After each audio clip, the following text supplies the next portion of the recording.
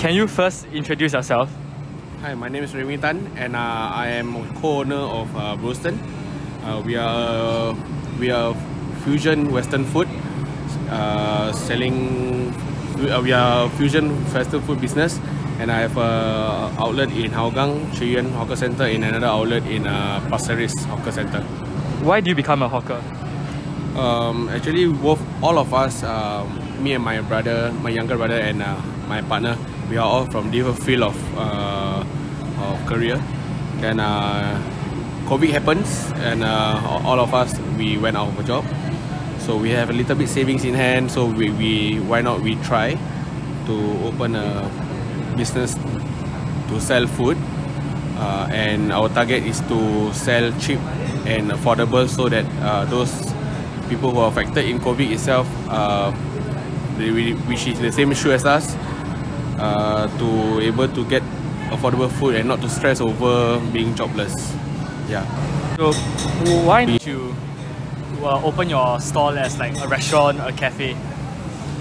Basically, the reason why we go into NEA hawker centers, because NEA hawker centers, the rentals are all controlled by the government, because it's more for those lower income families to actually run a business, where is the rental is on the lower side, and of course for this the reason it fits well to our intention to sell affordable food. So this rental really fits what we really wanted. That's why we go for hawker centers. Do you have this passion for being a hawker since young? Honestly, when I'm younger, when I in the primary school time, my family are all in a business trade. My father himself used to run a business, and he used to own a coffee shop of his own. But he no longer doing it already. So we do have the passion for food business lah. Yeah, but we don't know when. But yeah, when COVID happened, we pick it up. When your family and friends knew you were going to become a hawker, like what were their opinions? They were really at first they were saying like, why not you just go and find another job lah? Because this is not a thing that is not something that you can just give it up at any midpoint of time, because you are running a business. If you are not ready, you just go and work for anyone else or work for any organization. But on the other hand, they were convinced on our strategy and our plannings, and they believe and trust us. So along the way, they open up and they came in to advise and help and assist with our startup. Being a hawker tough, how long are the preparations needed before you can open the store? Definitely, I couldn't say that it's easy, but I wouldn't say that it's also very difficult. We run here every day. We open up. I could be here as early as 10 AM. Then I will go back home. We will go back home as late as maybe 12. And I'll reach home about maybe 12 plus 1 o'clock. Yeah. What difficulties and challenges have you faced as a hawker? As a hawker, why not we just mention as Brostern itself. We started our business in September 2020, just after the first lockdown. Business was good. It was good because we are the young hawker coming into the scene, and there's a lot of people talking about us because we are young and we opened this business when the COVID. But the challenges comes in when the second lockdown, where we really feel that there's no one here, there's no one to buy our food. I have overhead to be paying for utilities, and that is the downtime for us. But I'm very grateful that as when we opened our very first time, we had a lot of regular customers. That our regular customers do take their time down here to continue to support us. But still, COVID has really shown to everybody that anytime this kind of virus come, a lot of things can be affected, especially the economy itself. In your opinion, what do you think can be done for the hawker trade to be improved?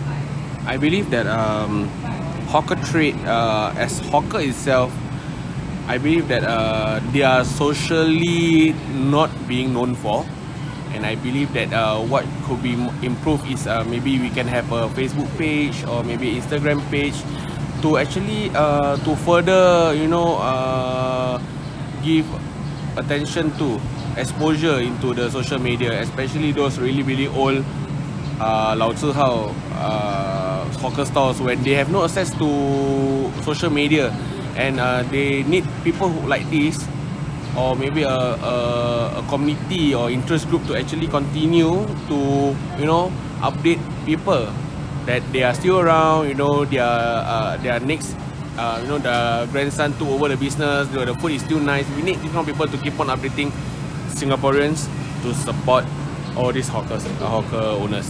After being in this line of business for quite some time now, do you feel happy or satisfied? Are you keen on expanding your business, or like have thought about continuing, you know, until you retire, that kind of thing?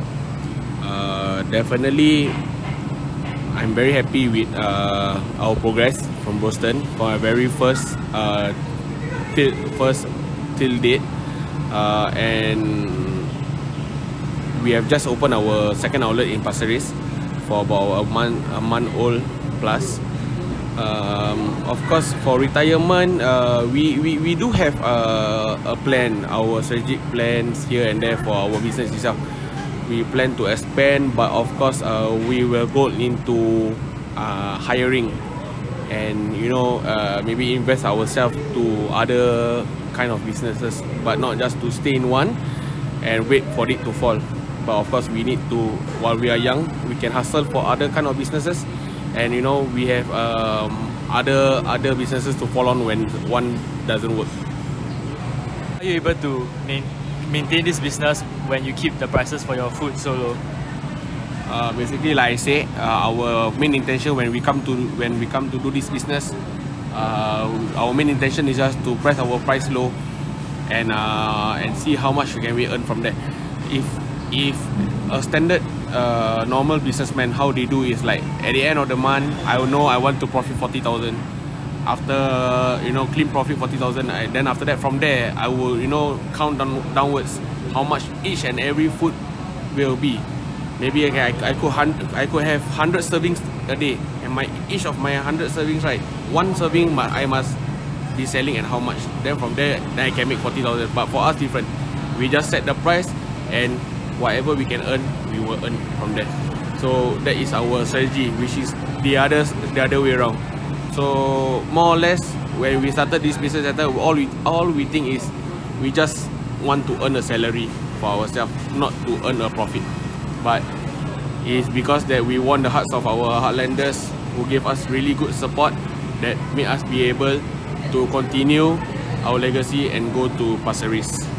How important, and what is the importance of this hawker heritage to be passed down to the next generation, and like, should more youths be exploring this career path? I believe that if you have a family business that is currently running in the hawker, I believe you should just maybe take over and learn the trade. If it doesn't work, it's okay. At least you got the experience, and you will be more humbly in life lah, because you know how hard hawker can be. But how to say, if for youngsters to take it as a career, you can do it, but it's subjective lah. Some people will find it too tough, and the money that they are earning is not equivalent to the amount of hard work that we put. For any youngsters wanting to become hawkers, what words of encouragement do you have for them?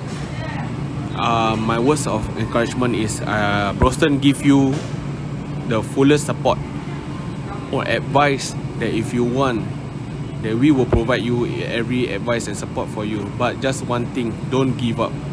Just don't give up.